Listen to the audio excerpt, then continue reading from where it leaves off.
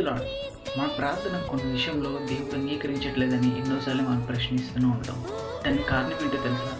దేవుని వాక్యము రాయబడి ఉంది యెషయా గ్రంథంలో, రక్షింపనెరుకు విన్నట్లు యెహోవా హస్తము పొరచకాలేదు, వెన్నెరుకు విన్నట్లు ఆయన చెవులు మందంగా లేవు. ఈ వాక్యం అర్థం ఏంటో తెలుసా? మనం చేసే ప్రార్థన ఆయనకి మనకి మన దోషంలో ఉంటా ఆయనకి మనకి అడ్డుగోడలు వచ్చేసాయంట. మన దోషములు, మనం చేసిన పాపములు, మనం చేసిన ప్రార్థన దేవుని దగ్గరికి వెళ్ళకుండా అడ్డుగోడకి మేఘ స్తంభం వలె అడ్డుగోడకి నిలిచిపోయి అని ప్రభు చెప్తున్నాడు.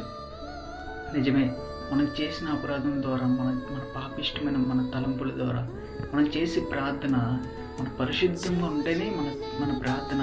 కీర్తనగారిని అంటాడు, నా ప్రార్థన దూపము లేని సన్నిధికి చేరినని అంటాడు.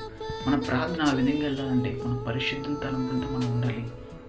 ఆయన పరిశుద్ధుడు కనుక మనం పరిశుద్ధ వస్త్రమును మనం ధరించుకుని ఉండాలి. మన ప్రార్థన ఆయన సన్నిధి చేరాలంటే అట్టి తలంపు కలిగి ఉండాలి. అట్టి ప్రార్థన నేర్చుకుందాం.